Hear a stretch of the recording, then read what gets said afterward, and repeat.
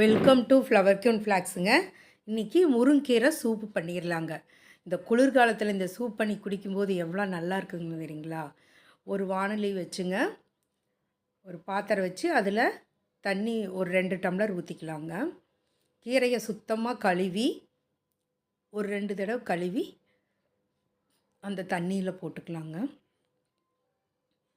நான் சுடுதண்ணி தான் ஊற்றிருக்கேன், அதுலேயே போட்டுக்கலாங்க. போட்டுட்டு அதோட நம்ம 5-6 வெங்காயம், 3 பல் பூண்டு, தக்காளி ஒன்றுங்க, பெரிய தக்காளியும் ஒன்று போட்டுக்கலாங்க. மஞ்சத்தூள், அதோட நம்ம சால்ட்டும் போட்டுக்கலாங்க.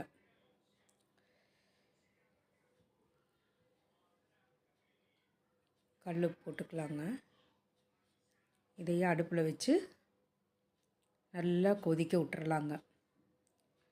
2 டம்ளர் தண்ணிக்கு 1 டம்ளர் தண்ணி வர்ற மாதிரி நல்லா கொதிக்க விட்டுறலாங்க. நல்லா கொதித்த பிறகு கீரை வெந்துருச்சான்னு பார்க்கணுங்க. முருங்கீரை வெந்துருச்சான்னு பார்த்துட்டு அதில் நம்ம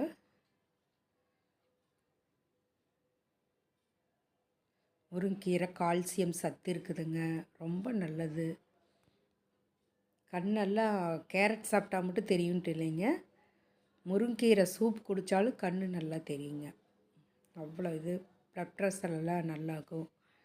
சூப்பில் அவ்வளோ நல்லதுங்க. போனுக்கெல்லாம் நல்ல கால்சியம் சத்துங்க. கீரை நல்லா வேகணும். தண்ணியும் அரைவாசி வரணுங்க. இந்த மாதிரி ஸ்டேஜில் வடித்து எடுத்துக்கலாங்க.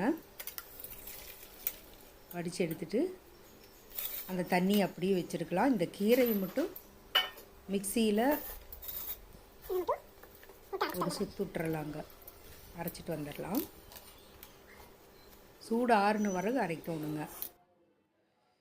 ஃபேன் காற்றுல ஒரு 2 நிமிஷம் விட்டிங்கன்னா இதோட நாம் இஞ்சி, 1/2 ஸ்பூன் கொத்தமல்லி, குண்டு கொத்தமல்லி போட்டுக்கலாங்க. மிளகு ஒரு 1/2 ஸ்பூனு, அப்புறம் ஜீரகம் ஒரு 1/2 ஸ்பூனுங்க, 3 பல் பூண்டு போட்டிருக்கோங்க. ஏற்கனவே 2 பல் பூண்டு போட்டிருக்கோம். இதையே அரைச்சிட்டு வந்துடுறாங்க. அரைச்சிட்டு வந்து அந்த வடித்து வச்சுருக்கிற தண்ணியும் இதிலையே நம்ம ஆட் பண்ணிக்கலாங்க.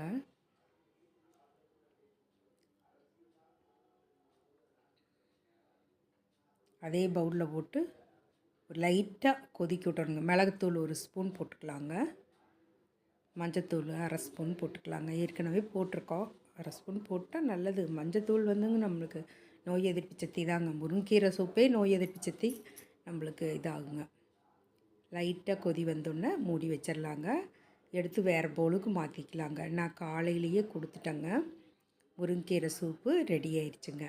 காலையில் குடித்தாலும் நல்லது தான், ஈவினிங் 5 மணிக்கு குடித்தாலும் ரொம்ப நல்லதுங்க. உடம்புக்கு ஹெல்த்தியான சூப்பு. எல்லா வகை சூப்பும் சாப்பிட்லாங்க. மறக்காமல் லைக் பண்ணுங்கள், ஷேர் பண்ணுங்கள். சப்ஸ்கிரைப் பண்ணாதவங்க சப்ஸ்கிரைப் பண்ணிடுங்க. வாழ்க வளமுடன்.